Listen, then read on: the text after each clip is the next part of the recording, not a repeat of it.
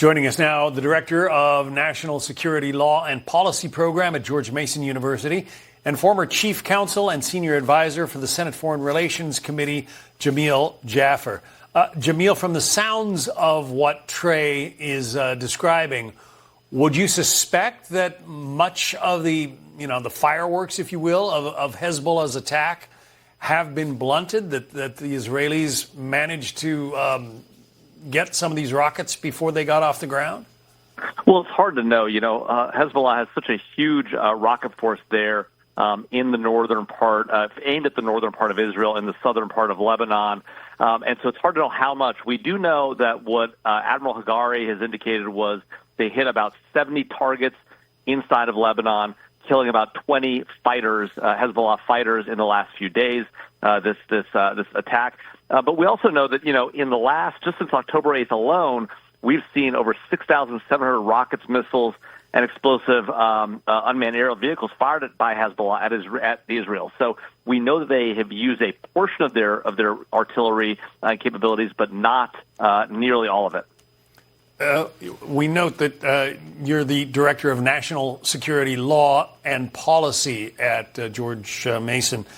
The Israelis, say that they have to make these preemptive attacks because of the threats from their neighbors. The Israelis get criticized for that. Is there any, internationally, is there any reason that Israel could not or should not be doing what it's doing tonight? Well, one, Israel has a right of self-defense as against Hezbollah, which has conducted hundreds, if not thousands, of strikes against Israel in recent years and hundreds in recent weeks.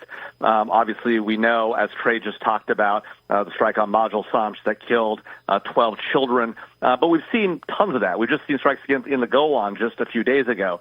So it's not as though Hezbollah has not been conducting attacks against Israel and Israel doesn't have a right of self-defense. Beyond that, even the United States and other nations have asserted under international law a right of preemptive self-defense. That is to say, you don't have to stand by and watch a threat gathering on your border, knowing the enemy is going to attack you, and do nothing about it. And in this case, at a minimum, Israel has a right of self-defense against the attacks that have already taken place, and likely also under international law has that right of preemptive self-defense as well. It's widely believed that Iran is the one pulling the strings here, telling Hezbollah and Hamas when to fire and what to fire at. Why does Iran not attack Israel directly? They did it that one time with a barrage of rockets and missiles that really didn't do much. Well, Iran, in some ways, acts as a coward here. We know that they pull the strings behind Hezbollah, behind Palestinian Islamic Jihad, and now increasingly behind Hamas. This is how they like to operate. The Houthis as well. They operate through proxies. At the same time, we know who's behind it, and the reason they continue to get away with it is because we don't hold them accountable for their actions, whether it's against us, against international shipping, or against our allies in the region, including Israel. Iran has gotten away with this for many, many years. They killed hundreds of U.S. soldiers in Iraq with explosive-formed penetrators that they gave Iraqi insurgents. We know they did it. We know they have blood on their hands, but we don't make Iran pay the price. And so, Iran, I think, today is not attacking directly because they're afraid of the inevitable retaliation. And so they prefer to act through proxies, assuming, as they've been proven right before, that we and the Israelis won't respond directly against them when they conduct these attacks.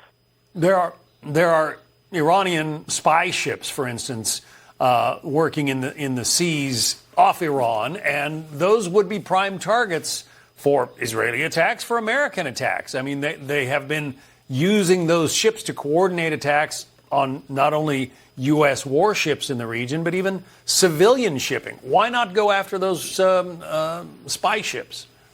No, that's exactly right. In fact, I had the chance when I worked at the House Intelligence Committee a while back to be aboard the John Stennis in an American aircraft carrier in the Persian Gulf. And what's crazy is that you actually see these Iranian gunboats patrolling inside of our aircraft carrier perimeter, within, amongst U.S. destroyers and cruisers that are protecting that aircraft carrier because it's a small operating space. So taking out those vessels would not be hard to do.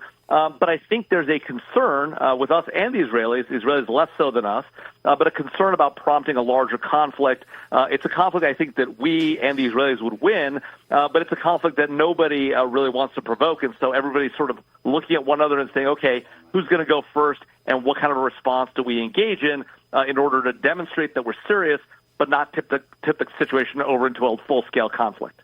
Yeah. After Iran launched that barrage of missiles and rockets at Israel, Israel responded, hit a couple of military targets. But you could also hit oil targets in Iran, could you not? Yeah. And badly cripple what little hard currency that country is able to generate.